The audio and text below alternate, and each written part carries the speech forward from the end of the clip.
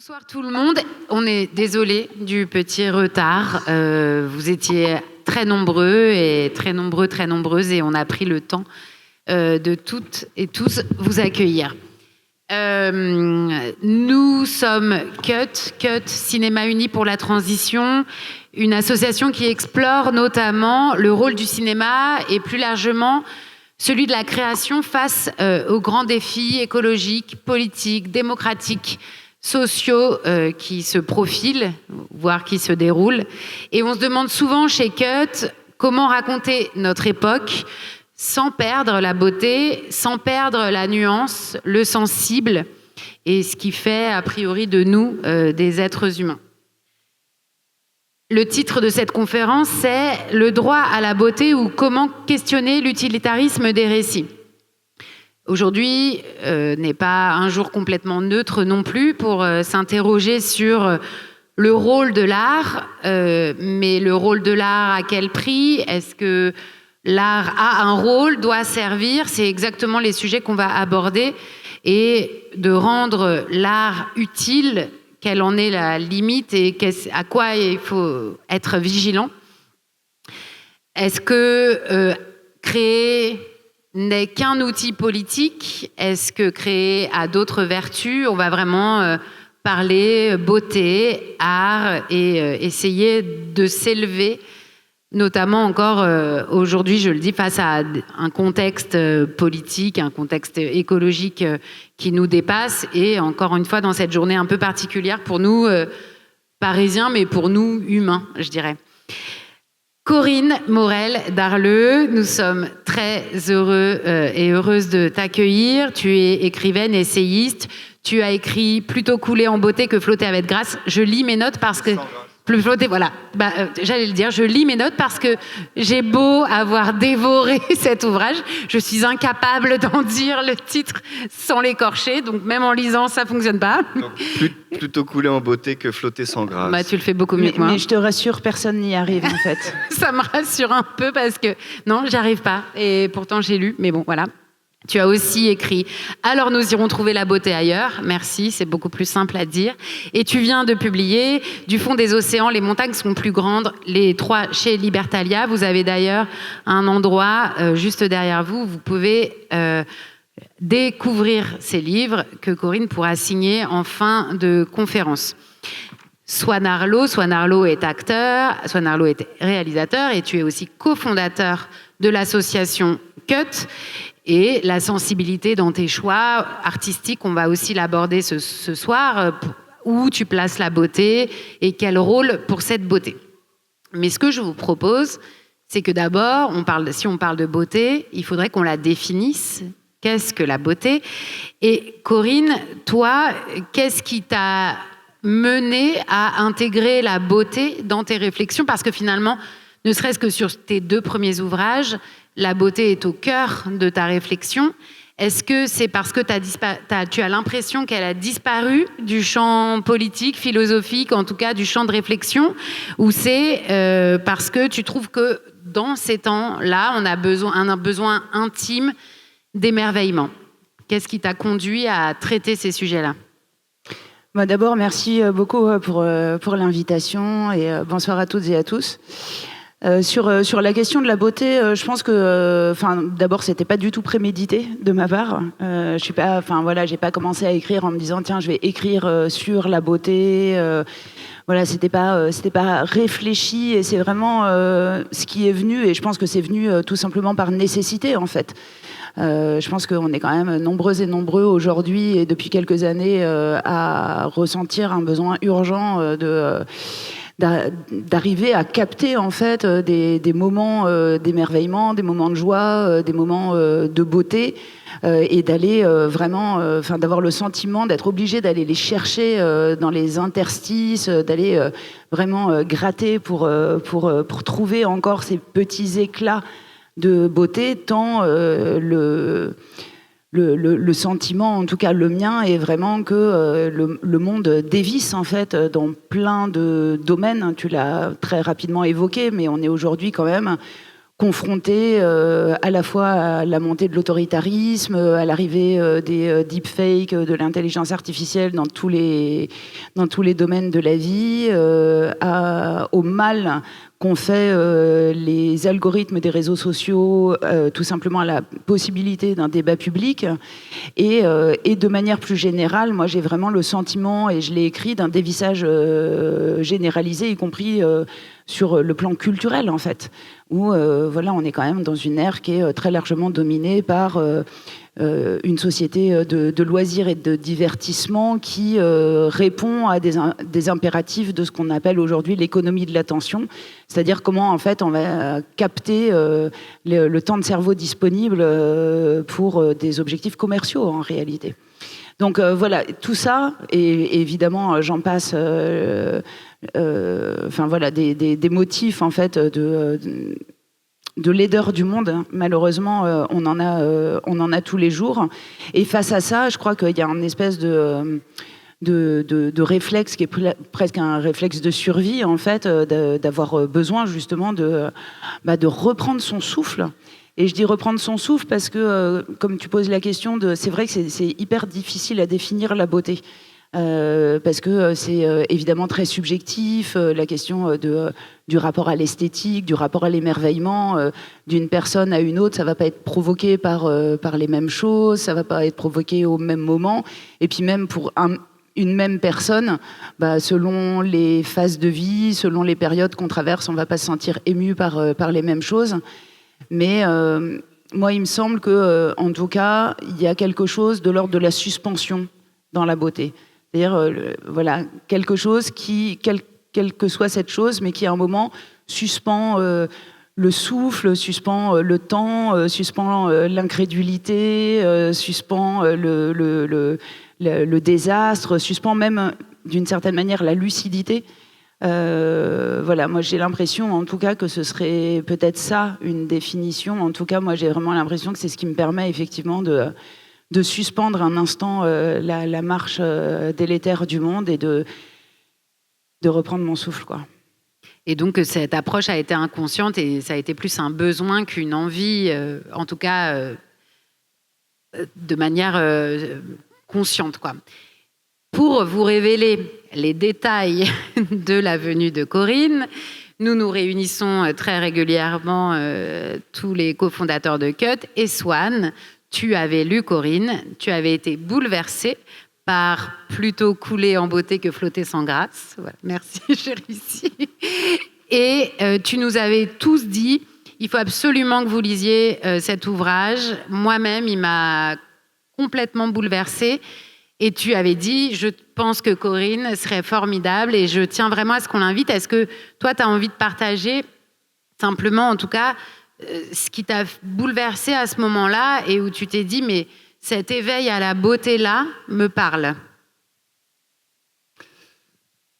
En fait, oui, je ne saurais pas dire précisément pourquoi ce livre m'a à ce point-là remué, mais en tout cas, le point de départ, c'est donc Bernard Moitessier, qui est navigateur et qui participe au premier Vendée Globe, qui est en tête, qui est donc parti pour gagner, et qui, bon, après beaucoup de doutes, d'aller-retour, etc., mais qui finit par décider de changer de bord, et donc de ne pas poursuivre la course, et d'aller rejoindre les îles de... C'est quoi, Papeete, comment on dit, Papeete, parce qu'il y a des amis, etc. Et donc, simplement ce geste de refuser, d'abandonner la course, de refuser de gagner. Donc voilà, Corinne développe à partir de ça une pensée à la fois philosophique, poétique et politique. Et simplement ce geste qui a une dimension intime et politique très forte, qui est beaucoup plus que ce simple geste de virer de bord, qui est en fait le refus d'un monde, quoi. Donc c'est le refus de la course, mais c'est le refus d'un monde qui court à qui mieux, qui court à sa perte. Voilà. Et c'est ce que tu appelles le refus de parvenir. Et en fait, ce livre, pour moi, est un livre magique. Un livre qui a une grande puissance, parce que moi, il m'a ébranlé. J'y ai trouvé des parallèles avec ma vie, ou en tout cas des choses sur lesquelles j'ai pu me questionner, me dire « Ah oui, en fait, tu as du pouvoir là-dessus ». d'autres choses sur lesquelles je me suis dit ah oui tiens en fait ça peut-être d'une certaine manière tu as pris ce chemin-là. Enfin en tout cas j'ai pensé qu'il avait un vrai pouvoir magique et donc c'est un livre que j'ai offert aux gens que j'aime. Dont je vous ai parlé à vous, voilà. Et je pense que si vous l'avez pas lu, ça vaut vraiment le coup de le lire. Après, Corinne en a écrit d'autres aussi, mais moi, ça a été une sorte d'électrochoc en fait. Alors, exactement, et c'est ce que tu nous as partagé. Et on se demandait donc comment définir la beauté. Et là, je vais me permettre de te citer Alors nous irons trouver la beauté ailleurs. Tu dis. C'est un peu long, mais écoutez, parce que c'est sublime. L'écriture, hein, pas tant la... mais la vie manie avec une dextérité étonnante les dés de l'attrait et de la répulsion, le beau et le laid, l'ennuyeux et le passionnant, le familier et l'exceptionnel, la joie et les tracas. Il nous faut embrasser tout cela. Sauf à être assigné à un bonheur perpétuel ou à un écrasement constant, c'est dans l'intervalle entre ces deux pôles, de leur alternance, que naît le sentiment incandescent d'être vivant. Cheminer sur cette ligne de crête qui oscille sans cesse entre inquiétude et émerveillement, et y trouver nos points d'équilibre, implique une égale aptitude à déceler la beauté, à s'en réjouir et à poser un regard lucide et déterminé sur ce qui est en train de le saccager. Et finalement, en lisant ça, c'est comme si la beauté, c'est ce qui faisait de nous des êtres, des animaux un peu peut-être à part. En tout cas, c'est ce qui qualifiait presque, je trouvais que c'était presque une définition de l'humanisme, cette beauté-là. C'était une manière d'être vivant. Oui, c'est probablement effectivement une manière d'être vivant. Moi, je pense qu'il n'y a pas une journée qui passe où je me re-questionne pas en fait sur cette question de l'oscillation permanente entre l'inquiétude et l'émerveillement, et avec un phénomène d'ailleurs assez étonnant qui est que je crois que plus mon inquiétude grandit et plus ma capacité à m'émerveiller grandit aussi, de manière là encore non réfléchie. Enfin, c'est pas une injonction que je me donne à moi-même, hein, d'essayer de compenser par davantage d'émerveillement, de joie et d'attention aux petites choses, à la beauté, etc. Mais voilà, j'ai l'impression, en tout cas, qu'il y a vraiment ce mouvement de va-et-vient entre ces deux pôles. Et dans Alors nous irons trouver la beauté ailleurs, en fait, j'avais vraiment envie de revenir là-dessus. Aussi parce que c'était un moment où en fait, c'était très compliqué, ça l'est encore, de se déclarer joyeux, de partager des moments d'émerveillement. Et moi, j'avais le sentiment que c'était presque indécent, en fait. Enfin, il y avait tellement... il y avait eu... la pandémie, le confinement, l'Ukraine, Gaza, le réchauffement climatique, l'extinction de la biodiversité, le fait de dépasser les limites planétaires les unes après les autres, et donc pas franchement beaucoup de motifs de se réjouir. Et du coup, il y a encore, je crois, cette interrogation chez beaucoup de personnes de se dire, mais en fait... Voilà, est-ce qu'il n'y a pas une forme d'indécence en fait à se revendiquer de la joie, de l'émerveillement, etc. dans un monde qui est en train de sombrer, quoi. Et est-ce que c'est pas même indécent d'un point de vue classiste, au terme vraiment des classes sociales? Est-ce que c'est pas finalement un truc de petits bourgeois privilégiés que de parler de la joie, de la beauté, de l'émerveillement? Et c'est vraiment une question, moi, qui est une sorte de souci, ou en tout cas d'attention permanente, de ne pas être dans la faute de classe, quoi, ou dans l'indécence. Et donc je m'interroge beaucoup là-dessus, dans Plutôt couler en beauté que flotter sans grâce, et à nouveau dans Alors nous irons trouver la beauté ailleurs. Et en tout cas, la conclusion peut-être temporaire à laquelle j'ai abouti, c'est que d'abord, on ne peut pas dénier le droit à la beauté en supposant que des personnes en très grande précarité ou en très grande fragilité ou en situation, en conditions matérielles d'existence particulièrement détériorées, si on postule que ces personnes-là n'ont pas accès à la beauté, à la joie, etc., moi j'ai vraiment l'impression qu'il y a un espèce de truc de double peine qui en plus n'est pas vérifié en fait. C'est-à-dire que c'est quand même un truc qui est constitutif en fait de la vie et de l'humanité. Et on se rend compte dans plein de récits, de témoignages, y compris des témoignages d'incarcération, d'emprisonnement, de camps, etc., qu'il y a quasiment toujours des petites pousses justement dans les interstices et cette recherche-là, justement pour pas perdre l'humanité, pour pas perdre la dignité, pour pas perdre l'envie de continuer à vivre, quoi. Donc voilà, pardon, c'est une réponse un peu longue, mais c'est vraiment une préoccupation importante, je trouve. Et donc ma conclusion, c'est que ça n'est pas indécent tant qu'on a ce souci-là, en fait, de savoir d'où on parle, dans quel contexte, et tant qu'on le fait en fait avec cette conscience-là et avec une forme d'humilité et d'honnêteté et de sincérité en fait. Mais je crois que c'est très important de le dire aujourd'hui parce que si en plus on se coupe de ces émotions-là, là ça va quand même commencer à être franchement très très difficile, quoi. Oui, et puis on va en reparler juste après, mais tu parles évidemment de la beauté, mais aussi du droit à la beauté, et que le droit à la beauté n'est pas réservé à un certain type de population et qu'on a tous et toutes droit à la beauté et que malheureusement, on n'a pas toutes et tous le choix. On va en reparler juste après.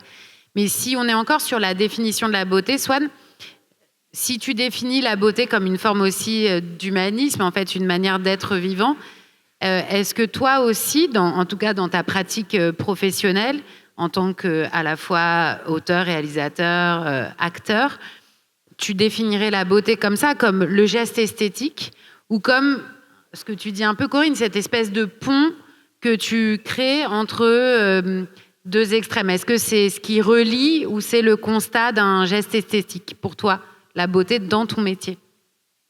Non, mais moi je souscris absolument à ce que dit Corinne, mais si je suis honnête, moi, sur un point de départ, le lien entre beauté et résistance, pour moi, il n'est pas évident. Mais la chose à laquelle je pense, c'est la beauté du geste. Et alors, évidemment, toutes les luttes ne sont pas vouées à l'échec, et heureusement. Et d'ailleurs, tout ce qui a été obtenus au cours des derniers siècles ont été obtenus par les luttes, etc. Mais on le voit quand même, au moins dans les 10 dernières années, il y a eu beaucoup d'échecs. Mais il y a cette idée en fait, plutôt le faire que ne pas le faire. Et donc, cette idée de la beauté du geste. Et donc, il y a ça chez moi, Tessier.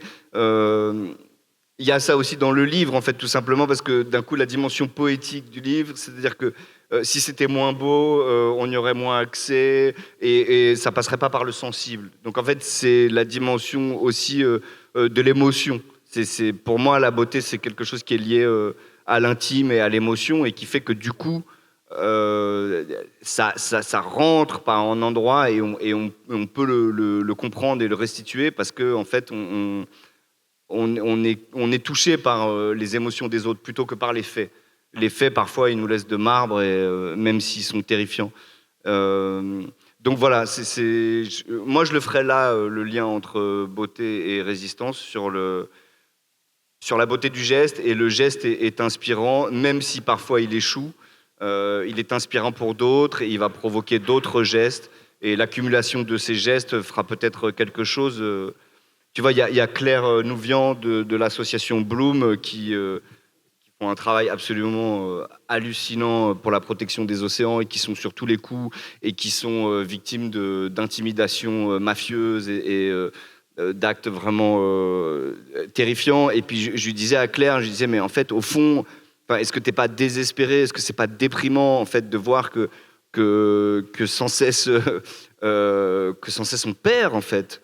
On perd toujours, quoi. On perd face au pouvoir, on perd face à ceux qui détiennent qui détiennent l'argent et qui donnent la marche du monde. Et elle me disait, oui, mais tu te rends compte que si on le faisait pas, tu imagines où on en serait si on le faisait pas, en fait, si on n'était pas des garde-fous et si on n'inspirait pas aussi l'envie d'un changement. Voilà. J'ai fait un chemin comme ça, mais donc... Non, mais ça nous permet justement de nous poser... En fait, on essayait de définir la beauté et maintenant de se dire qu'aussi, la beauté est une forme de résistance, et c'est ce que tu disais. Et surtout, dans un monde qui est le nôtre, la beauté, c'est aussi ce que tu disais tout à l'heure, Corinne, elle échappe à tout calcul. Même toi, tu as décidé d'aborder la beauté sans trop savoir ni comment ni pourquoi, mais en tout cas, ça s'est posé comme une évidence. Donc, de fait, en fait, elle se pose comme un acte de résistance de dire, moi, je me dirige vers le beau, ou je crée du beau, parce que, bon, tout le monde n'est pas artiste, mais... Et à quel endroit... Alors, non, je vais aussi te citer de nouveau, parce que Swan t'y faisait allusion tout à l'heure, cette beauté est très liée, et tu vas nous le définir, au refus de parvenir. C'est ce que tu parles... En tout cas, c'est un peu ce que tu décrivais à travers la beauté du geste. Tu dis, Corinne, tu écris, le refus de parvenir est une émancipation de l'autorité de l'État comme d'une communauté d'intérêt. Donc, ce refus de parvenir, c'est quelque part une forme de résistance et c'est dire non, je ne vais pas suivre le chemin que l'État ou ma communauté d'intérêt, quelle qu'elle soit, elle peut prendre tout un tas de formes, me dicte, mais c'est m'émanciper de ça. Et en fait, c'est la beauté comme acte de résistance. Oui, alors c'est un peu compliqué pour moi de formuler directement la beauté comme un acte de résistance. Parce que c'est pas ma formation politique du tout. Enfin voilà, moi j'ai été très engagée en politique institutionnelle, électorale. Aujourd'hui, je suis plus dans aucun parti politique, mais je suis encore très militante. Et en fait, comme beaucoup de militants, je me suis construite avec une vision de la résistance comme étant un truc forcément très un peu guerrier, quoi. Un truc où faut y aller, faut serrer les dents, faut savoir prendre les coups, les rendre, etc. Et du coup, j'ai encore un peu du mal avec mes propres développements.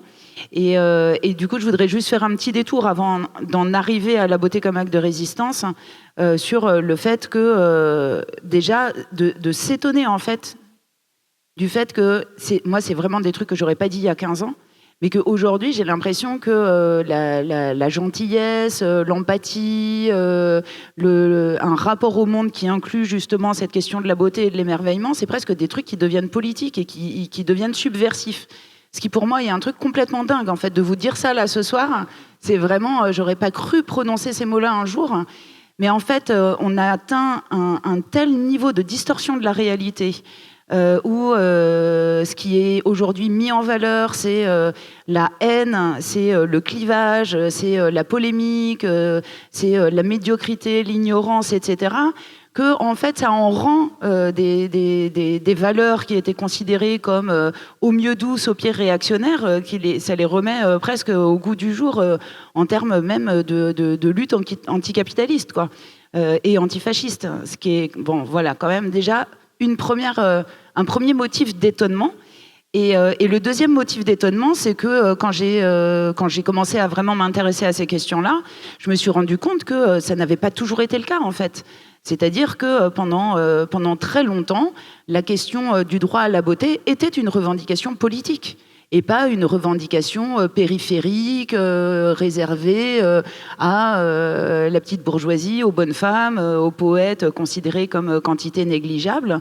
Il suffit pour ça de relire les textes de Rosa Luxembourg, de William Morris, d'Élisée Reclus, que je cite très régulièrement, qui faisaient du droit à la beauté une revendication politique, précisément pour la raison que tu exposais tout à l'heure, parce que c'était une revendication sociale en fait. Parce qu'il n'y a pas de raison qu'il n'y ait que les classes les plus privilégiées et les plus fortunées qui aient ce droit d'accès à la beauté. Et donc, voilà, c'est par ce biais-là, en fait, moi, que j'ai réussi, pour moi-même, à repolitiser la notion même de beauté, mais aussi de gentillesse, d'empathie, etc. Et c'est vrai qu'aujourd'hui, j'ai vraiment le sentiment que non seulement on n'a pas gagné en pureté révolutionnaire ou en radicalité politique en se coupant de ces questions-là et de la poésie, etc., mais que non seulement on n'y a pas gagné, mais on y a énormément perdu. C'est-à-dire que c'est aussi ça qui assèche aujourd'hui la vie politique, qui rend l'engagement militant plus dur encore qu'il ne l'est naturellement. Et je crois qu'on a vraiment aujourd'hui, au contraire, tout à gagner à rajouter ces cordes-là à notre arc. Il ne s'agit pas de venir soustraire quoi que ce soit, au contraire.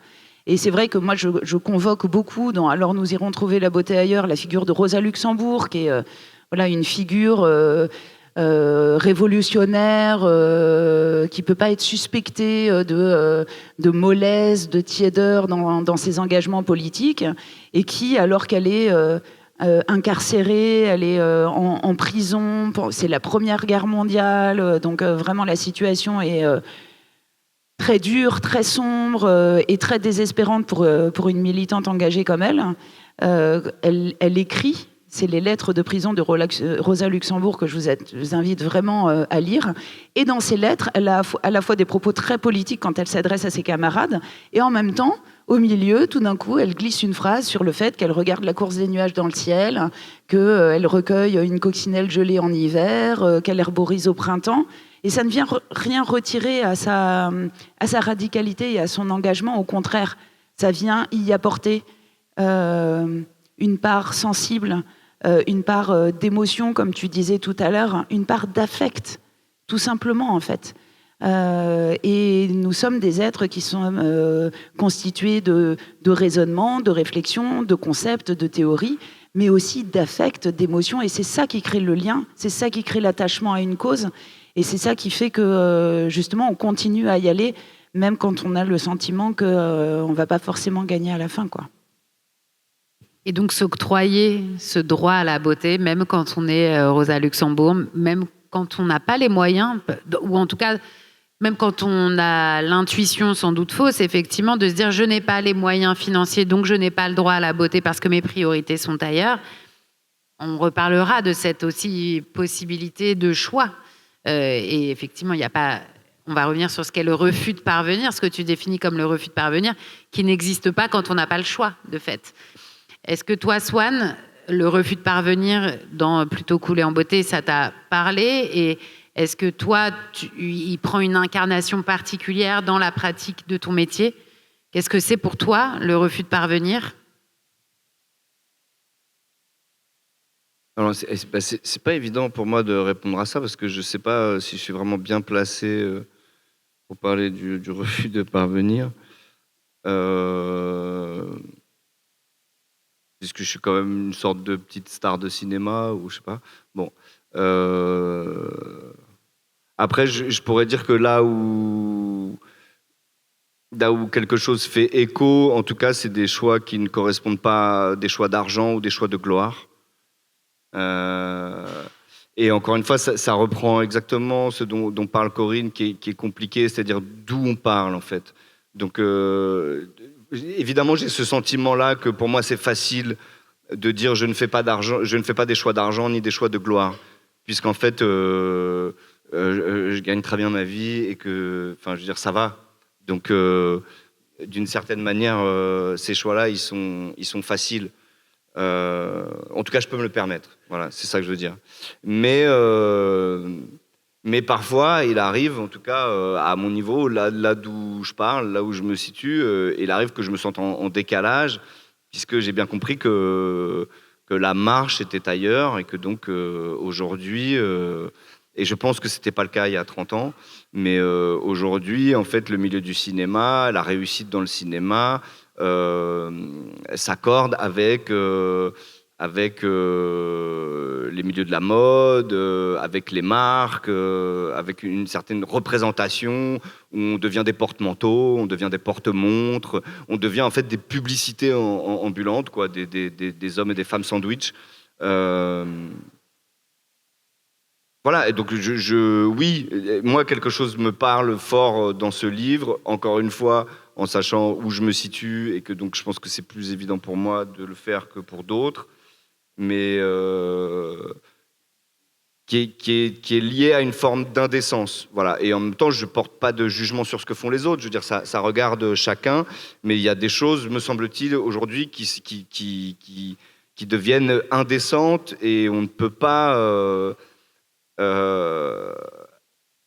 à la fois sur cette question de la beauté, de la joie, en effet, c'est difficile d'être heureux dans un océan de larmes, et en même temps, il faut quand même se l'autoriser, parce que sinon, ils ont gagné, parce que s'il n'y a plus que des larmes et de la souffrance, c'est que finalement, c'est l'obscurantisme qui gagne, et en même temps, voilà, il faut trouver sa juste place et le bon équilibre pour être en paix avec soi-même. Voilà. Moi, je veux bien rajouter un truc. Oui. Parce qu'il me semble que la manière dont ça pourrait se matérialiser, le refus de parvenir quand on est un acteur reconnu, c'est dans le fait de pas avoir la langue dans sa poche et de pas se taire pour pas se griller dans la profession, quoi.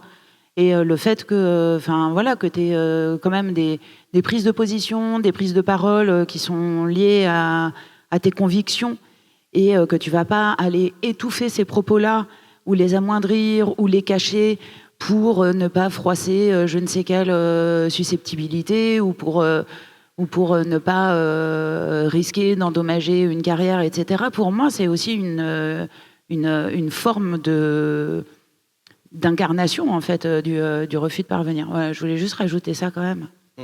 Ouais. Oui, d'autant que si on met...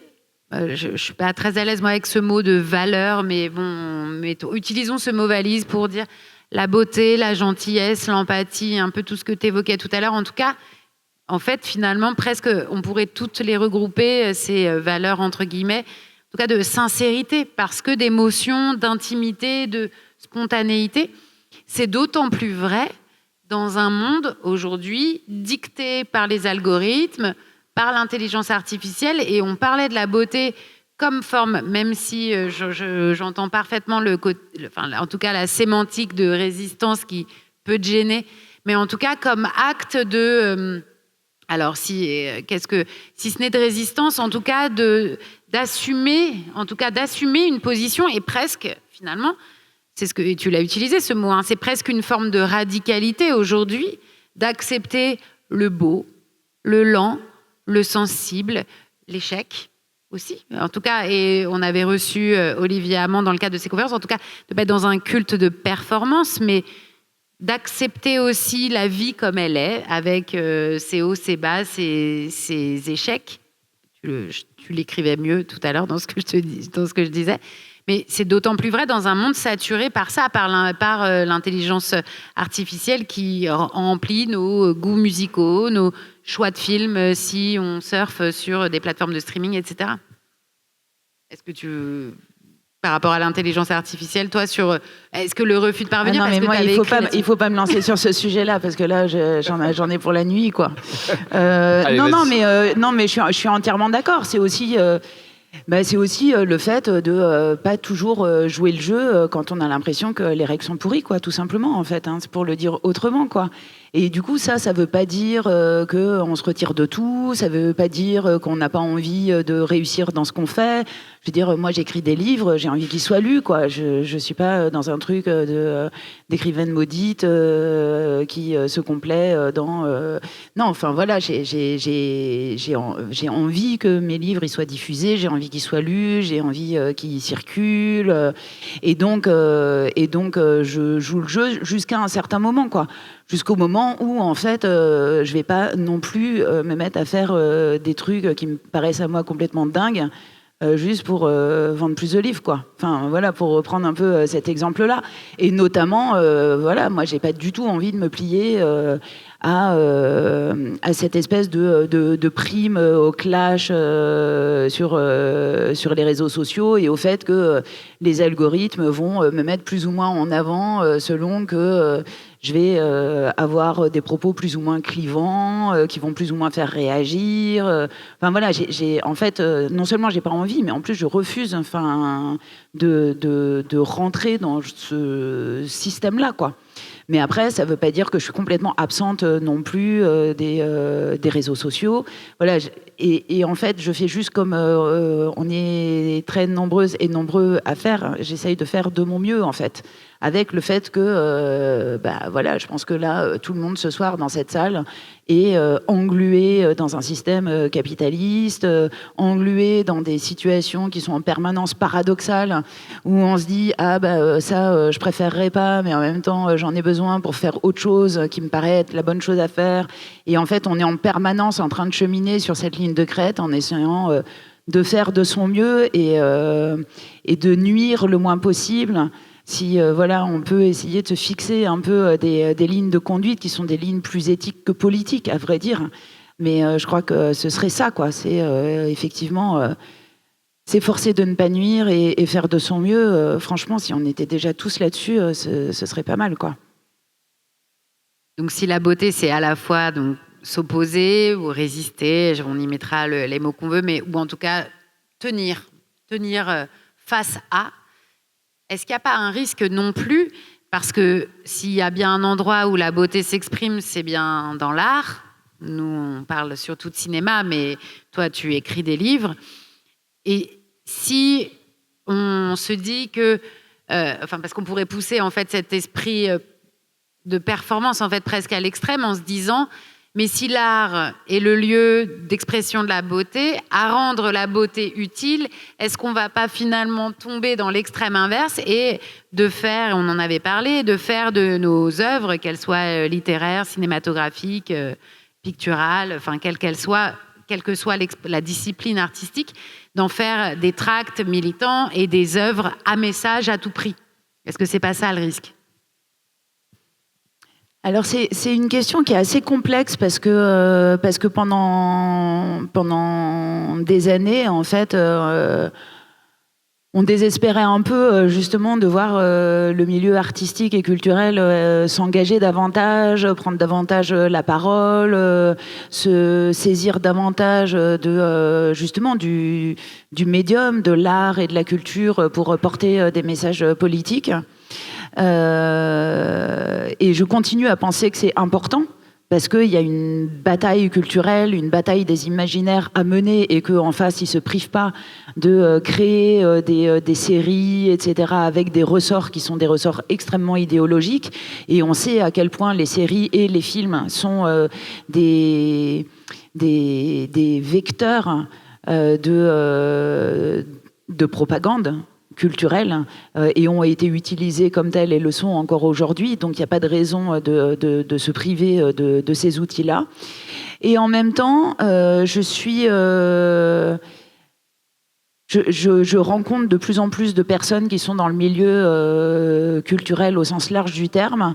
Et j'étais étonnée de recueillir beaucoup de témoignages justement de personnes dans le domaine de la création qui se sentaient presque obligées de porter un message politique dans leur processus de création, comme s'il y avait une espèce d'injonction extérieure ou intériorisée à se dire « Ah mais en fait, vu l'état du monde, on ne peut pas se contenter de créer de l'art. Hein. Il faut maintenant qu'on crée de l'art qui porte effectivement une thèse, un message très clair, très identifiable, très explicite. » Et ça m'a quand même un peu mis le doute sur une forme d'utilitarisme, à la fois parce que j'ai l'impression que ce serait pas juste de remettre sur les genoux des artistes tout ce que les politiques, les journalistes, les scientifiques n'ont pas réussi à faire, c'est-à-dire provoquer un espèce de grand sursaut mondial. Je trouve que ce serait injuste. Et d'autre part, parce que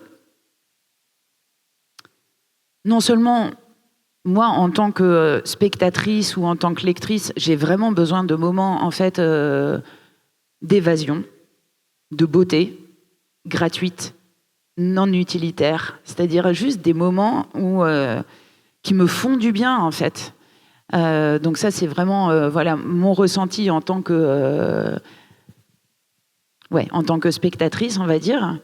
Et puis en plus, je pense que, et je déteste, moi je lis beaucoup de romans et assez peu d'essais, curieusement. Et je déteste en fait quand tout d'un coup le roman commençait bien et puis tout d'un coup j'ai un monologue de 15 pages du personnage principal qui m'explique comment il faut voir la vie et ce qu'il conviendrait de faire. Et j'ai l'impression qu'on m'a glissé effectivement un tract politique dans le roman et je trouve ça très désagréable. Et puis autre chose par rapport à ça, c'est que en réalité, j'ai l'impression que la portée politique d'une œuvre, elle n'est pas réductible au message qu'elle porte. Pour essayer de le dire, de le formuler le plus clairement possible, c'est plus quelque chose qui va être véhiculé par la personne qui crée, par ce qu'elle est, par ce qui l'agite, par ce qui l'anime, par une intention délibérée. Ce que je veux dire, c'est que quelqu'un qui est engagé dans sa vie, dans ses soucis, qui est préoccupé par l'état du monde, quel que soit le sujet qui va particulièrement le ou la faire vibrer, une personne comme ça, quel que soit le sujet de l'œuvre qu'elle va créer, ça va transparaître en fait. Il n'y a pas besoin d'y rajouter un message ou une thèse, parce que c'est de l'imprégnation. Alors que quelqu'un qui arrive en se disant « Ah bah, il faut absolument que je parle de ça, parce que c'est vraiment le sujet important en ce moment », c'est quand même souvent raté, en fait. C'est-à-dire qu'on sent qu'il y a un truc un peu plaqué et un peu artificiel. Et si ce quelqu'un, c'était Swan Arlo, par exemple, au hasard? Tu parlais de... Effectivement... J'ai raté un truc. Non, mais... C'était hyper bien jusqu'à maintenant. Tu disais... Parce que tout à l'heure, plus tôt dans la conversation, tu saluais en tout cas, tu disais qu'une forme de refus de parvenir pour Swan était d'avoir des positions très claires. Certains pourraient les qualifier de radicales, d'autres pas, mais enfin, quoi qu'il en soit, des positions claires. Malgré tout, dans les choix artistiques que tu fais, Swan, en effet, tu fais avant tout de bons films. Tu fais pas des films qualifiés ni de militants, ni quels qu'ils soient. Mais en fait, ça défendrait ce que tu viens de dire, Corinne. C'est-à-dire que on sent l'artiste que tu es habité par tout ce que tu n'exprimes pas nécessairement là, maintenant, tout de suite, dans le texte qui t'est confié. Mais tu es chargé de tout ça et que finalement, presque inconsciemment, tu vas contribuer à faire passer des messages, même si bon, c'est un peu... Oui, alors c'est pas moi, mais en tout cas, c'est les gens qui font les films et tout. Non, mais c'est hyper intéressant. En tout cas, tes choix. Tu dis. C'est super intéressant parce que, en fait, moi, je vis un drame. Enfin, on est plusieurs à le vivre, mais c'est les films à sujet. Maintenant, il n'y a plus que les sujets. Donc, on a des sujets hyper importants, des sujets de société hyper intéressants, hyper importants, avec des longues notes d'intention. On va développer sur le sujet, etc. Et à aucun moment, on parle de cinéma. Et donc, on se dit, bah merde, alors, je comprends. Enfin, pourquoi pourquoi oui, mais alors comment? Et alors peut-être que là, on va rejoindre l'idée de la beauté, je sais pas, mais en effet, d'abord la question pour moi, c'est de participer à des films de cinéma. Je crois pas que ce soit vraiment moi qui soit en charge d'une dimension ou d'une autre, parce que c'est quand même les gens qui font ces films et qui les portent, qui les écrivent, qui les réalisent. Mais en effet, d'un coup, un sujet très simple, de rien, de deux personnes enfermées dans une pièce et de tout ce qui va se passer entre eux, de la manière dont ça va évoluer et là où ça va nous emmener. En fait, en réalité, oui, la personne qui écrit et qui filme, son point de vue, son regard sur le monde et la manière dont elle va restituer ça, ça préexiste. Et puis, et au final, certainement, on va ressentir ça plus fort que les films à sujet. Et je pense qu'on a quand même une responsabilité dans tous les milieux artistiques et culturels. Moi, je suis contre l'idée de l'exemplarité, de la morale, en effet, de faire 15 pages pour expliquer aux gens ce qu'ils doivent penser, ce qu'ils doivent ressentir, etc. Mais par contre, je crois que c'est inévitable de dire que, en fait, à partir du moment où on fait une œuvre, où on propose quelque chose à du public, on pose un regard sur le monde. Inévitablement, on pose un regard sur le monde. Et forcément, il y a la question du point de vue, c'est-à-dire qu'est-ce que je regarde, comment je le regarde, où je me place et comment je le restitue. Et ça me paraît extrêmement important parce qu'on l'a vu et on le voit, c'est extrêmement dangereux, en fait, ce que peuvent en faire certaines personnes où ils ne se rendent même pas compte, en fait. Ils disent non, mais c'est léger, c'est pour rigoler, c'est machin. Oui, mais est-ce que tu te rends compte, en fait, de ce que ça véhicule profondément? Donc, en effet, c'est pas la question de l'utilitarité des récits, mais en tout cas de ce qui transpire et de ce qui transparaît. Et là, il y a une responsabilité, à mon avis, qui est immense, parce que quand même, avec tout ce dont on est inondé en permanence, c'est quand même pas évident de pas devenir complètement idiot, quoi. Non, mais c'est une lutte, quand même. Enfin, on le voit avec nos enfants, de ce qu'on essaie de raconter, de dire alors ça c'est pas intéressant, ça c'est pas intéressant, ça tu regardes pas, ça machin. Par contre là peut-être on peut discuter. Voilà. Et juste je voudrais rajouter pour être sûr d'être bien clair que en fait dire ça, ce n'est pas non plus exonérer les artistes, on va dire au sens large du terme, de leur responsabilité dans l'espace public, en fait. C'est-à-dire qu'on peut exercer son art et s'exprimer dans le métier qui est le sien avec une revendication d'esthétique, de professionnalisme, etc. Et pas forcément vouloir y mettre un message à caractère politique. Mais ça n'empêche pas que, par ailleurs, on est aussi des personnes qui évoluent dans une société et qui avons une position privilégiée pour prendre la parole, pour prendre position. Et donc, on peut tout à fait... Voilà, moi, j'ai pas envie d'être assignée... J'écris des essais, mais j'écris aussi des romans. J'ai pas envie d'être assignée à écrire des romans politiques, féministes, je sais pas quoi, parce que je suis une femme de gauche, en fait. J'ai envie de pouvoir écrire les romans que j'ai envie d'écrire, quoi. Par contre, ça m'empêche pas, à côté de la matière fictionnelle que je mets dans mes romans, d'avoir des prises de position dans la vraie vie. Et c'est peut-être là, en fait, qu'il y a quelque chose d'un peu malin à trouver, quoi. De se dire, mais en fait, enfin voilà, il y a l'œuvre qui est créée, et puis il y a la personne citoyenne, en fait, qui a une position privilégiée pour s'exprimer et prendre position sur des sujets et être entendue, en fait. Quelque part, je fais de la provoque, pardon, c'est pas très drôle, mais distinguer l'œuvre de l'artiste, c'est un peu ce dont tu parles, mais pardon. Je vais te citer, tu écris dans plutôt Couler en beauté, tu écris: dans une société en perte de repères, où le superflu a pris le pas sur le nécessaire, où l'on confond plaisir et bonheur, où l'on commente plus qu'on agit, émerge le besoin d'un nouvel ordre imaginaire, d'un récit collectif qui nous aide à ne pas désespérer et à reprendre pied.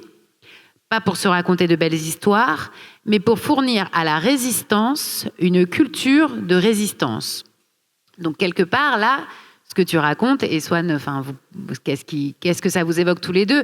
Il y a une forme de désobéissance aussi, d'échapper à cette quête, qu'elle soit technologique via l'intelligence artificielle, qu'elle soit politique, qu'elle soit consumériste, enfin économiste, enfin peu importe, mais en tout cas, il y a une forme de désobéissance pour trouver, et après on pourra parler d'un projet que porte Cut en particulier, mais en tout cas, il y a une forme de désobéissance aussi, si ce n'est de la résistance, liée à ce nouvel ordre imaginaire. Comment toi, tu le définirais, ce nouvel ordre imaginaire ?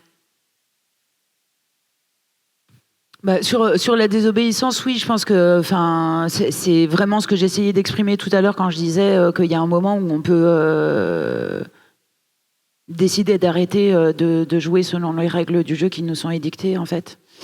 Et sur le nouvel ordre imaginaire, c'est marrant parce qu'il y a quelques personnes qui m'ont gentiment reproché de reparler d'ordre imaginaire. Enfin, voilà, il y avait un truc, du coup, ça m'a un peu questionné. Je me suis dit que je m'étais peut-être plantée sur cette formulation. Mais en tout cas, on va dire un nouvel imaginaire. Aujourd'hui, c'est devenu un peu plus tarte à la crème de parler de nouveaux imaginaires, de nouveaux récits, etc. Il s'agit tout simplement, moi j'interviens souvent aussi en milieu scolaire, dans des écoles, des collèges, des lycées, et je suis quand même très régulièrement, je ressors très déprimée en fait. Parfois très heureuse, mais parfois très déprimée aussi, et parfois les deux à la fois. Du fait de retrouver en fait aujourd'hui chez des adolescents l'imaginaire de la science-fiction des années 50 en fait, où quand on essaye de les faire réfléchir en termes de futur, d'avenir, à quoi ça pourrait ressembler, on se retrouve avec des soucoupes volantes et bon, alors la petite nouveauté peut-être c'est les drones armés quoi, mais enfin en tout cas avec un imaginaire qui est quand même un imaginaire ultra guerrier qui est complètement empreint de compétition, de lutte pour la survie, qui est très marqué aussi par les dystopies survivalistes, etc., etc. Et donc, clairement, enfin voilà, le constat, il est quand même assez rapidement atteint qu'il y a vraiment besoin d'aller nourrir les imaginaires d'autre chose que de cette espèce de récit dominant. Et que selon que l'ambiance sociale elle aura été nourrie de compétition ou de coopération, de lutte pour la survie ou de je sais pas quoi, sobriété heureuse, évidemment ça va pas donner la même coloration à la manière dont on va réagir au choc là qui commence à nous arriver, notamment sur les questions climatiques et de biodiversité. Donc il y a cette nécessité effectivement de nouveaux imaginaires, hein, de batailles culturelles. Et d'ailleurs, une fois de plus, hein, le camp d'en face l'a très bien compris et passe son temps en fait à lancer des sondes de propositions complètement inacceptables, mais pour les rendre petit à petit acceptables et voir jusqu'où ils peuvent aller dans l'horreur, dans le racisme, dans le mensonge, etc. Donc ça, je pense qu'il y a vraiment une bataille à mener là-dessus. Et juste, moi, je mettrais un bémol que je mets systématiquement, en fait, quand j'interviens sur ces sujets-là, c'est de ne pas non plus... En fait, il n'y a pas de baguette magique, quoi. Il n'y a pas de baguette magique, il n'y a pas de raccourci en politique. Donc en fait, c'est pas parce qu'on va inventer les plus beaux récits du monde et que on va changer les imaginaires en persuadant une majorité de personnes qu'il faut des moments de communion avec la nature, que nous faisons partie des écosystèmes, etc., etc. C'est pas pour ça qu'en fait on va renverser le capitalisme et changer le monde. Parce que ça, c'est une vision qui est finalement assez libérale, qui remet à nouveau la charge sur les individus, comme s'il n'y avait pas de rapport de force et de domination qui structure aujourd'hui la société. Et donc ça ne fonctionne que si on l'associe à deux autres leviers, qui sont la question des résistances, et là pour le coup la question des résistances actives, physiques, pas symboliques, quoi. C'est-à-dire concrètement s'interposer partout où des bulldozers vont raser des forêts, partout où des cimentiers vont vouloir bétonner des terres agricoles. Voilà, donc résistance active, physique sur le terrain. Et puis le troisième levier, avec la bataille culturelle et les résistances, c'est tout ce qui est de l'ordre du préfiguratif, c'est-à-dire tout ce qui, dès aujourd'hui, ici et maintenant, sans attendre une hypothétique prise de pouvoir ou je ne sais quoi, tout ce qui démontre déjà aujourd'hui qu'il est possible de vivre autrement, en fait. Et donc, c'est toutes les alternatives qui existent, qui se développent un peu partout sur le territoire, beaucoup sous les radars médiatiques, mais moi, je me déplace énormément partout en France. Et je suis vraiment sidérée, en fait, du fait qu'aujourd'hui, dans le moindre bled, dans toutes les zones rurales, il y a des initiatives auto-organisées, des systèmes d'entraide, d'autogestion, de festivals militants, etc., qui sont en train d'acquérir des capacités d'organisation et de composition avec des personnes qui ne sont pas toutes militantes et pas toutes issues des mêmes traditions politiques, qui est franchement impressionnante. Certes, ça reste minoritaire, ça reste marginal par rapport à l'énormité du rouleau compresseur qu'on a en face de nous, mais ça change la donne en fait, d'avoir ce maillage et ce réseau-là. Donc voilà, bataille culturelle, imaginaire, récit, 1000 fois oui, mais sans oublier qu'on a aussi besoin de résistance et qu'on a aussi besoin d'alternatives qui préfigurent du monde dont on veut et qui montrent dès aujourd'hui que c'est possible de faire autrement, quoi. Alors, on va revenir aussi sur ces donc, 2 autres leviers que sont la résistance et la mise en avant d'initiatives déjà existantes, sans être dans une projection future. Mais Swan, donc Corinne parlait de ce nouvel ordre, alors questionnons le mot ordre, mais en tout cas de ce nouvel imaginaire. Toi, dans ton parcours à toi intime, en tout cas, c'est un chemin que tu as fait d'au début, ne pas forcément... en tout cas, t'interroger sur des pratiques, ce qui étaient nos pratiques, nous, professionnels du cinéma, et comment on pouvait réduire notre impact. Les acteurs, c'est vrai, mais les distributeurs, les exploitants de salles de cinéma, les organisateurs de festivals, quel que soit le métier qu'on pratique. Et puis, au gré de tes lectures, tes rencontres, tu t'es rendu compte de cette bataille culturelle qui était à l'œuvre et tu as vraiment eu envie de t'impliquer encore plus sur le sujet des récits. Avant qu'on parle des sujets de cut, en tout cas, ça, c'était ton parcours à toi. Disons que moi, c'est vrai qu'au départ, quand on a monté Cut, et ça, c'était les nouveaux récits, c'était le grand truc de Cyril Dion, et moi, j'étais pas d'accord. J'étais pas d'accord parce que je pense que j'en étais revenu de cette idée que le cinéma pouvait changer le monde. Et je trouvais ça un peu naïf. Et surtout, j'ai participé à des films qui étaient des films qui dépeignaient une réalité assez catastrophique. Et les films avaient marché, et les gens étaient très émus, etc. Mais rien n'avait changé, en fait. Donc je dis, en fait, je n'y crois pas. C'est bien de les faire. Il vaut mieux les faire que pas les faire. Mais pour moi, ça ne change rien.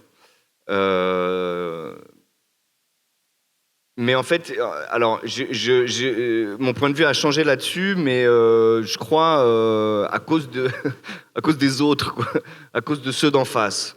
C'est-à-dire qu'en fait, à un moment, j'ai vu, c'est ce dont tu parles, c'est la bataille des récits, en fait. Et en fait, j'ai compris qu'il y avait une bataille, qu'il y avait une guerre à mener, et qu'en fait l'extrême droite, qui avait racheté une grande majorité des médias de masse, et en fait qu'ils étaient en train de nous infuser un discours, et que même, pardon de dire ça, mais que même dans ma propre famille, des gens qui ne lisent pas ni Blast, ni Mediapart, ni Lundi AM, et qui n'écoutent que France Inter, et ben en fait on commençait à ne plus parler de la même chose, et on n'était pas d'accord. Et que France Inter, et c'est pas pour mettre le doigt sur eux, mais c'est la radio la plus écoutée de France, qui est une radio historiquement de gauche, qui a viré Guillaume Meurice parce qu'il fait une blague sur Netanyahou, qui continue à avoir Sophia Aram, qui a Dominique Seux, qui est un économiste de droite, qui nous parle tous les matins à 7h30, et qu'en fait, ça a du pouvoir. Ça a du pouvoir sur la pensée des gens, mais simplement, non pas parce qu'ils vont penser une chose ou une autre, non, simplement parce que c'est l'information qu'on leur donne. Et c'est la seule qu'ils ont. Et donc là, j'ai constaté avec Trump, avec tous, et là d'ailleurs on le voit avec Sainte-Soline, c'est-à-dire que là d'un coup, comme si c'était une révélation, en tout cas c'est peut-être une révélation pour certains, je pense pas pour tout le monde, mais d'un coup on se rend compte qu'en fait les forces de l'ordre, ils font exprès de viser la tête, qu'ils font exprès d'éborgner des gens, et qu'ils prennent un malin plaisir en fait à faire mal, à blesser, parce que en fait le diable c'est la gauche, c'est la gauche radicale. Qu'est-ce que je suis en train de dire là ? Voilà. Et donc, la bataille des récits. La bataille des récits. Et donc, nous, à l'époque, on avait le droit aux éco-terroristes. On avait le droit à ces gens qui étaient venus pour en découdre, pour attaquer la police, pour brûler des camions, etc. Et donc, on avait un problème, vraiment, avec la gauche radicale, avec les éco-terroristes. Et le danger était là. Voilà. Et aujourd'hui, on se rend compte, 2 ans plus tard, qu'en fait, le danger était peut-être de l'autre côté. Que le danger, en fait, que la violence, en fait, c'est une violence d'État. Bon, bref, je ne vais pas m'épancher là-dessus, mais donc ça, c'est une question de récit, en fait. C'est qui raconte où on se place pour raconter, et d'un coup, 2 ans plus tard, on dit « Oh putain, en fait, ils ont fait exprès de fumer tout le monde, et donc, finalement, peut-être ceux en face, ils faisaient que se défendre. » Bon. Et donc là, je me suis dit, ok, oui, c'est une guerre idéologique, c'est une guerre de récits, mais donc nous qui racontons des histoires, qui participons à raconter des histoires, en fait, bah oui, on a un rôle, peut-être pas pour changer le monde, mais au moins pour donner de la contradiction. En fait, pour dire non, en fait, l'histoire que vous nous racontez, c'est pas en tout cas l'histoire de notre point de vue, c'est pas comme ça qu'on la vit, c'est pas comme ça qu'on la voit, et nous on n'est pas d'accord avec ça, mais c'est pas simplement non, on n'est pas d'accord avec ça, c'est nous on va vous raconter une autre histoire, notre histoire à nous, comme certains, comme Vuillard, Éric Vuillard, qui écrit l'histoire du point de vue du peuple. Alors qu'en fait, on nous a toujours raconté l'histoire du point de vue des vainqueurs. Et donc, en fait, on nous a menti. Ça ne veut pas dire que leur récit à eux est faux. Ça veut dire que le nôtre est le bon et que l'autre est faux. Mais ça veut dire qu'il y a une multiplicité des récits et qu'en fait, nous avons besoin de cette multiplicité des récits pour se faire notre propre avis et que la vérité est certainement quelque part au milieu, enfin, en tout cas un peu plus à gauche, certainement. Mais... Parce qu'effectivement, il y a récit, et c'est un peu ce qu'on se dit depuis le début. On parlait de beauté, on parlait donc d'émotion, et que quand on fait de l'art, il y a de l'émotion derrière. Donc je me permets de te citer à nouveau. Tu parles de littérature parce que c'est ton domaine, mais je pense qu'on aurait pu dire aussi cinéma, en tout cas tu me contrediras si ce n'est pas le cas. Il nous faut trouver de nouvelles manières littéraires susceptibles de percuter sans chercher à convaincre et déjouer le didactisme qui veut à tout prix expliquer et instruire. Peut-être faudrait-il aller jusqu'à s'imposer comme contrainte de proscrire l'usage de certains mots afin de renouveler le genre. Écologie, capitalisme, croissance, nature, social, climat, peuple, vert, environnement, progrès, révolution, biodiversité, démocratie, la plupart d'entre eux ne manqueraient à personne tant ils ont été dévoyés et usés jusqu'à la lie. Mais notre meilleure botte est sans doute de miser sur la capacité du sensible à affecter. En littérature, je pense aussi dans le cinéma, c'est l'empathie qui amène à la réflexion et non l'inverse. Vous pouvez développer l'argumentaire le plus serré qui soit dans un livre. Je doute fort que cela fasse changer quiconque d'avis. En revanche, donnez-nous un personnage à chérir. Faites-nous partager son intimité, ses émois, ses douleurs et ses joies. Et il nous sera bien plus aisé de prendre en compte son point de vue, à défaut de le partager. On est d'accord que c'est vrai dans le cinéma, Corinne, ça aussi. Est-ce que, Swan, tu veux parler d'Imaginer demain ? Ce qu'on développe avec Cut, qui rejoint à la fois ce que tu dis. Alors, tu parlais des 3 leviers. Donc, développer un nouvel imaginaire, mais aussi mettre en avant ce qui existait, et puis résister physiquement. Est-ce que peut-être que ce projet-là pourrait actionner ces 3 leviers ? En tout cas, est-ce que tu peux déjà nous présenter ce qu'est Imaginer demain ? Non. Putain, il y a des trucs qui collent là, sur le tuyau. Sur le câble. Non, moi je vais parler d'autre chose, mais toi tu vas nous parler d'Imaginer demain. Voilà. Non, moi ça me fait penser à un film de François Ozon qui s'appelle Grâce à Dieu, qui est un film sur une sombre histoire de pédophilie dans l'Église catholique avec le père Bernard Prénat, qui a été protégé par sa hiérarchie, notamment le cardinal Barbarin pendant des années. Bon voilà. Il y a une association qui s'appelle La Parole Libérée, qui a été monté par 3 victimes et qui a rassemblé des centaines de victimes, etc. Et donc, ils ont fait un énorme travail qui a été très médiatisé, etc. et qui a amené, il n'y a pas si longtemps que ça, au procès de Bernard Prénat, etc. Bon. Ce qu'il y a eu d'extraordinaire avec ce film, c'est-à-dire que tout ce qui était dans le film était déjà connu, avait déjà été médiatisé, etc. Donc, il n'y a pas eu de révélation. Le film reprenait vraiment des verbatim, c'est-à-dire rien n'a été inventé, mais par contre ce qu'ils nous ont dit, nous on jouait des gens qui existaient, qui donc faisaient partie de cette association, et ce qu'ils nous ont dit, ce qui est extraordinaire avec ce film, c'est que d'un coup la pierre que vous amenez à notre édifice, elle est énorme, parce que nous, on a été médiatisés, on a raconté nos histoires, on a rassemblé des victimes, on a rassemblé des témoignages, mais par contre à aucun moment on est rentré dans l'intime, c'est-à-dire on a raconté ce qu'on avait subi, on a raconté le traumatisme, mais on n'est pas rentré dans nos familles, dans les dommages collatéraux de ce que ça pouvait provoquer dans nos couples, avec nos enfants, etc. On n'est pas rentré là, parce qu'en fait ça ne regardait personne et parce qu'on n'avait pas envie de rentrer là. Mais le film, lui, s'est immiscé à l'intérieur de la vie de ces gens, en restant pudique, mais d'un coup, les spectateurs l'ont reçu parce qu'en fait, on est tous pareils, que c'est la question de l'empathie et que donc en effet quand on passe par l'intimité, par l'émotion, par des choses en fait très très petites comme ça qu'on traverse tous, mais que par pudeur on ne partage pas. Quand on les voit au cinéma, d'un coup, c'est d'ailleurs ce qui nous permet peut-être de comprendre la vie de peuples très éloignés des nôtres, etc., où on dit on comprend rien à leur histoire et tout, mais d'un coup on nous la montre et on dit bah oui, en fait ils sont comme nous, ils s'aiment, ils souffrent, ils ont des enfants, ils ont de la joie, voilà. Et donc je pense que le pouvoir de l'intime et de l'émotion permet justement d'aborder ces sujets-là de manière beaucoup plus puissante. Et en fait, cette dimension politique, c'est vraiment la manière dont l'intime et le politique sont liés et dont il est parfois impossible, en fait, juste publiquement, médiatiquement, de rentrer dans ces interstices-là qui sont des choses en fait très sensibles mais très petites. Voilà, donc je ne sais pas si ça répond à ta question, mais donc je pense que en effet, la fiction, ou en tout cas l'art en général, putain, il y a vraiment un truc qui colle sur a ce pouvoir-là. Et donc nous avons développé Imaginer demain, dont tu vas nous parler, Juliette. Et moi, je vais en profiter pour aller aux toilettes. Tout de suite.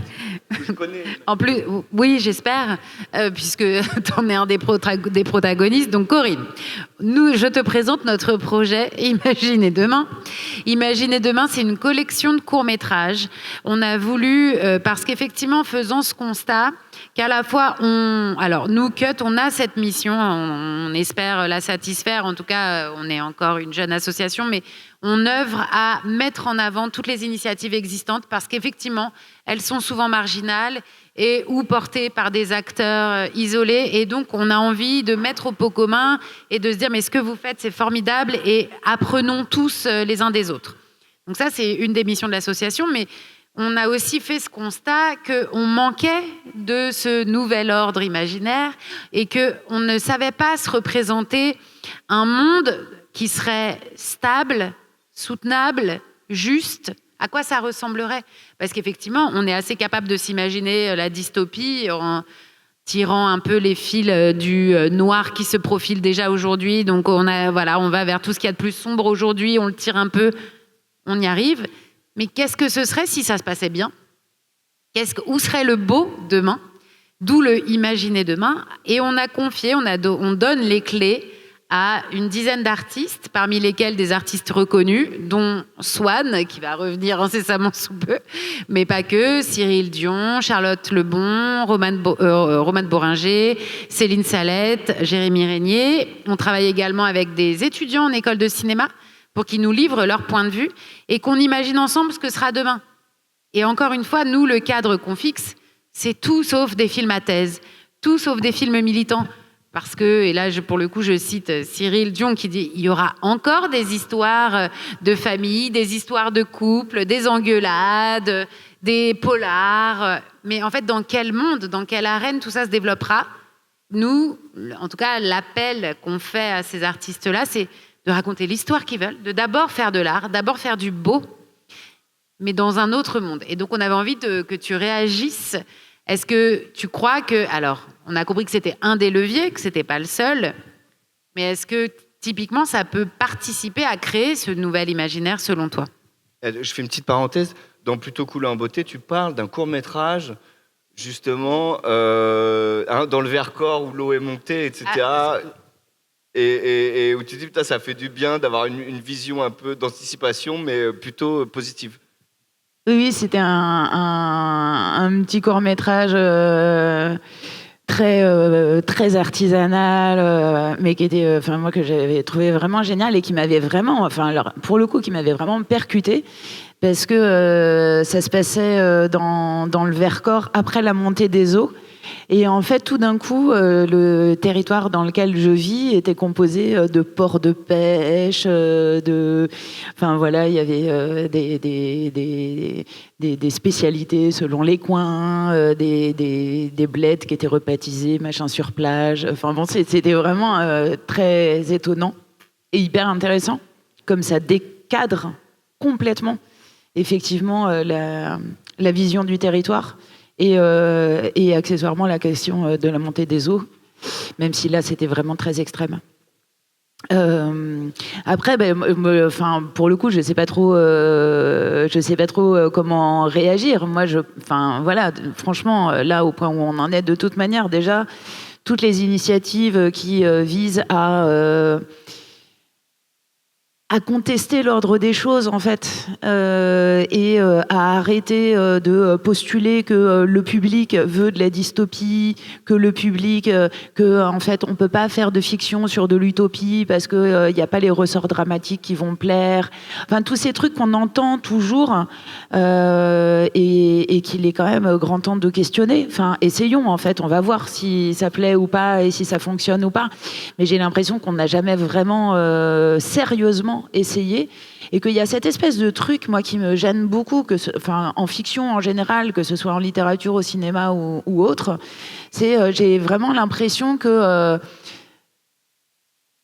plein de personnes qui sont en situation de décider, de financer, etc., ont l'air de savoir exactement ce que le public veut, en fait.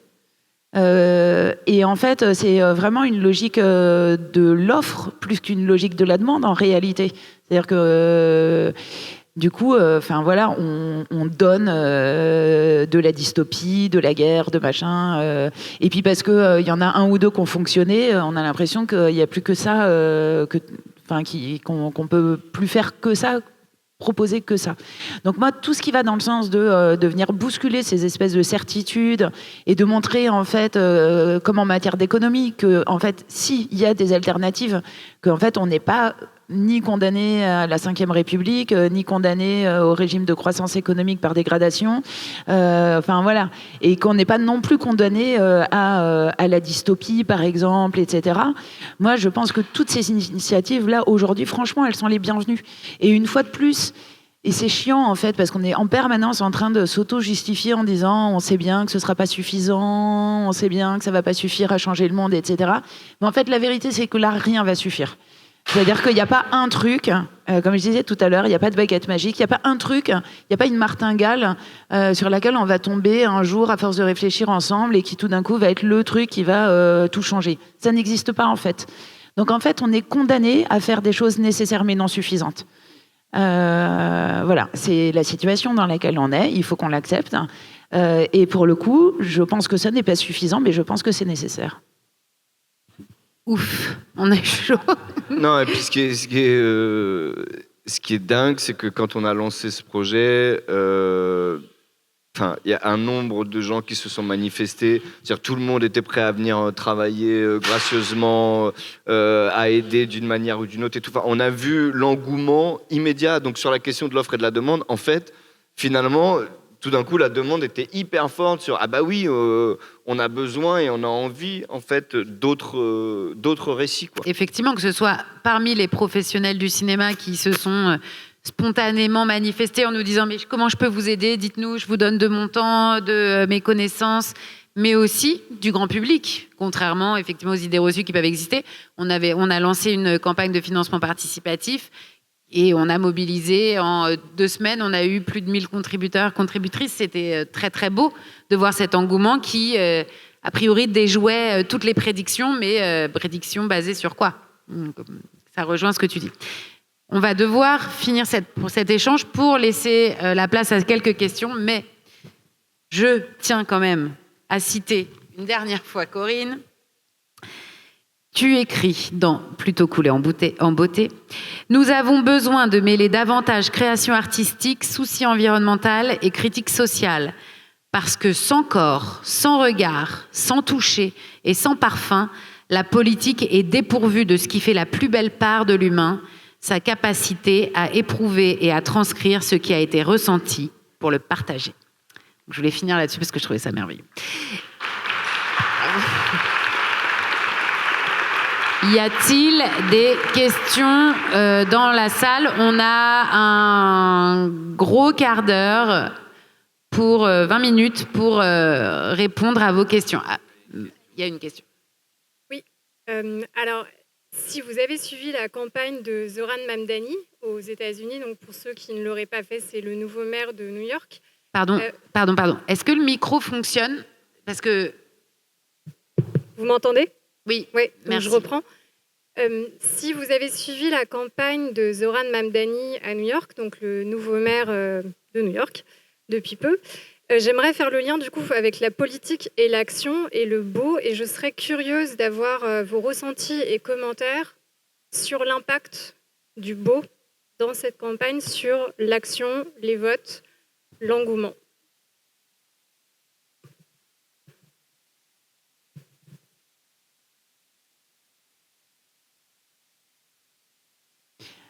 Moi, très honnêtement, je n'ai pas suivi de suffisamment près pour pouvoir répondre précisément à l'utilité du beau dans cette campagne électorale à New York. Par contre, je suis très frappée depuis quelques années de voir à quel point dans des milieux militants plutôt autogérés, on va dire, il y a vraiment ce souci en fait de ramener de l'esthétique dans les cortèges, dans les banderoles, même dans la manière dont les actions sont conçues, de l'esthétique, de la poésie, de la beauté, de la réalisation. Et c'est vrai que c'est quand même plus agréable de se balader avec une banderole un peu stylée. Donc voilà, je pense que c'est aussi... Moi, j'ai probablement un prisme un peu déformant de mon incohérence avec ces milieux-là, mais je pense que c'est un gros apport de l'écoféminisme. Voilà, qui est vraiment en train d'effectuer une belle remontada là, ces derniers temps. Et je crois que ça... voilà, je pense que ça apporte vraiment quelque chose sur la question, effectivement, de l'esthétique, de la beauté, mais aussi de tout ce dont on a parlé, d'empathie, de gentillesse, de soins, d'attention, qui, pour l'avoir vécu... pour avoir fait sans, puis avec, fait quand même une différence absolument énormissime en fait dans les luttes, quoi. Voilà, mais je peux pas m'exprimer plus précisément sur le cas de New York. Est-ce qu'on a une autre question devant Alice? Je te vois pas. Je suis là. Ah maintenant, il y a une autre question là alors. Oui.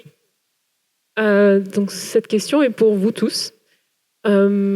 Pour faire simple, je vais d'abord dire la question et ensuite je vais expliquer. Est-ce que vous pensez que le beau est nécessairement bon? Parce qu'en fait, quand vous parliez de l'idée de, par exemple, faire des films qui utilisent la beauté mais qui ne sont pas des tracts, et des films dans lesquels on ressent l'engagement des gens qui l'ont fait sans que ce soit un film à sujet, et aussi quand vous parlez de IA, qui, pour moi, n'est jamais... ça fait pas du beau, jamais. Pour moi, il y a cette question de... Est-ce que, en fait, c'est pas juste... Comment dire? Il faut pas seulement faire du beau, c'est aussi une question de rappeler aux gens ce qui est vraiment beau. Parce que je pense que, par exemple... Et je pensais aussi, quand vous parliez beaucoup à Shein, et cette culture de la consommation très rapide, et de ce qu'on vend comme beau, mais ce qui n'est pas beau. Je pensais aussi aux blockbusters de super-héros qui sont censés être beaux, mais qui ne sont pas beaux du tout à aucun niveau. Est-ce que vous pensez que le travail aussi des artistes et toute personne qui travaille dans la culture, en fait, c'est de rappeler aux gens ce qui est vraiment beau? Voilà. On rejoint la question du message. On va, si ça vous dérange pas, essayer de faire des questions courtes parce qu'on n'a plus beaucoup de temps. Pardon. Et si on veut reprendre encore une question derrière, donc soit nous, Corinne, je sais pas qui veut répondre. Donc, est-ce que le beau est bon? Est-ce que le beau, c'est le chemin vers lequel il faut tendre? J'ai l'impression que dans l'explication de la question, il y avait une partie de la réponse. En tout cas, moi, je partage assez la manière dont ça a été présenté, jusqu'à un certain point. C'est-à-dire que... pour moi, le beau n'est pas forcément bon. Et d'ailleurs, j'en parle dans Alors nous irons trouver la beauté ailleurs, à quel point parfois il y a du beau au sens de grandiose et d'esthétique, y compris dans du tragique, c'est la beauté du chaos, ça existe aussi. Notamment, je pense à des événements climatiques extrêmes, par exemple, et à des clichés qui peuvent en être faits photographiques, qui ont une grande puissance, une grande beauté, et qui pour autant sont en train de représenter quelque chose d'absolument dramatique. Et je pense que, et par rapport à l'intelligence artificielle, etc., je reviendrai à ce que je disais au tout début, c'est-à-dire sur la question des fautes de classe et d'indécence. C'est que pour moi, la question de la sincérité, en fait, elle est vraiment première, en fait. C'est que le beau est bon quand il est sincère, quoi.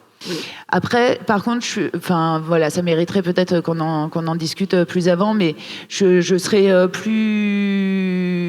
j'aurais besoin d'une discussion plus avancée sur le fait de rappeler aux gens ce que c'est que le beau. Parce que ça me paraît très compliqué, en fait, de trouver, on le disait aussi au début, de trouver une définition. Et moi, il y a des trucs que je trouve pas beaux, mais je comprends en fait que des personnes puissent trouver ça beau parce que ça va les émouvoir. J'ai eu des débats complètement surréalistes sur, je décadre volontairement, mais sur la question des éoliennes, par exemple.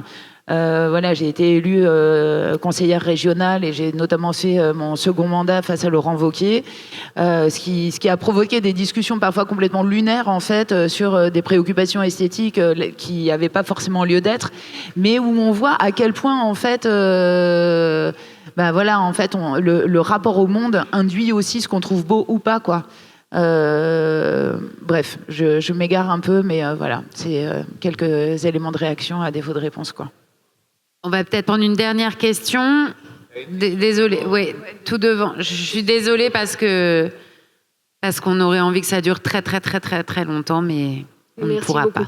Je vais essayer d'être très bref. Ça a été un tout petit peu discuté sur la fin, la question de pourquoi est-ce qu'on n'est pas capable de se dire que les gens veulent peut-être voir autre chose que ce qu'on leur donne. Et en fait, moi sur ce sujet-là, il y a une question particulière devant laquelle je me sens très démunie, c'est que quand on développe cet argument que la beauté, la poésie, toutes ces valeurs-là, Juliette, ça fait partie des leviers utilitaristes, même si le mot n'est pas beau. Un des arguments qu'on entend en retour qui flirte presque avec le mépris de classe, c'est que les gens, ça ne les intéresse pas, les gens, ce qui est déjà un terme très méprisant, que la beauté, la lenteur. Même, je pense souvent au discours au César de Karim Leclou, qui était lui-même tout étonné presque d'avoir un César pour un rôle de gentil, de mec ordinaire, de mec bienveillant. Et en fait, cet argument-là, moi, me démunit beaucoup et je ne sais pas comment y répondre. Alors, comment on y répond ? Non, mais merci. Et que dire ? Effectivement, dire que c'est pas ce qu'on attend, il y a 1 milliard de contre-exemples, finalement, et on se rend compte qu'il y a des espèces de défiance un peu évidente de la part des décideurs, des financeurs, et de rentrer dans des cases, des codes, et de se dire que finalement, ce qu'on a longtemps appelé, pour le mettre tout ensemble, tout ce qu'on pourrait dire, tout ce qui est un peu bisounours, de oui, mais c'est beau, et ça a perdu de la valeur, mais d'où aussi l'intérêt de ton œuvre, de réhabiliter en fait la beauté. Et c'est ce que tu disais, c'est qu'elle a été oubliée politiquement et qu'il faut en refaire un objet politique, en fait, et que la beauté, le spontané, le sincère, le beau, le gentil, le simple, le lent, a autant de place, finalement. C'est ce que tu défends. C'est ce droit à la beauté qui existe, et c'est aussi ce que tu disais, Swan, n'existe que quand il y a le choix, parce qu'effectivement, dire bah oui, mais bon, tu comprends, ça n'intéresse personne, ces gens-là n'ont pas le temps. Effectivement, ça a plus que flirte avec le mépris de classe, mais c'est par rapport à Karim Leclou, ça me fait penser parce qu'il y a la question de la bonté, du coup, et que, enfin, c'est aussi justement certainement sur les nouveaux imaginaires. En fait, on a baigné là-dedans. On a baigné dans un truc un peu guerrier, on a baigné dans le chevalier, la princesse, etc. On a baigné dans toutes ces histoires à la con qu'il faut réussir à déjouer maintenant et de dire qu'en fait, oui, les garçons ne sont pas forcément les plus forts, les plus bagarreurs et ça. Et c'est vrai que cette récompense qui était donnée à Karim et le discours qu'il a fait, il y avait quelque chose d'extrêmement émouvant parce qu'en fait, on se rend bien compte qu'on est quand même beaucoup en fait à être d'accord là-dessus. Et parce que c'était l'outsider quand même. Mais voilà, et c'est l'outsider qui a gagné, donc c'est pas perdu. Face au comte de Monte Cristo, d'ailleurs, et je trouvais le symbole très beau de se dire que c'était pas un mec qui a fait sa revanche pendant 50 ans, qui était récompensé. Je trouvais ça assez beau symboliquement. Merci beaucoup, merci à toutes et à tous. C'était court, mais c'était super. Merci Corinne. On se retrouve, notre prochaine conférence du mois de décembre aura lieu au Festival des Arcs, pour ceux qui y seront. Et sinon, elle sera, comme toutes les autres, disponible en replay et en podcast. La suite, en janvier. Les livres de Corinne Morel-Darleux sont disponibles ici, juste derrière vous, à gauche, à ma gauche. Vous pouvez les acheter et vous les faire signer si vous le souhaitez, ainsi que boire un verre au bar et manger si vous le souhaitez. Voilà, bonne soirée.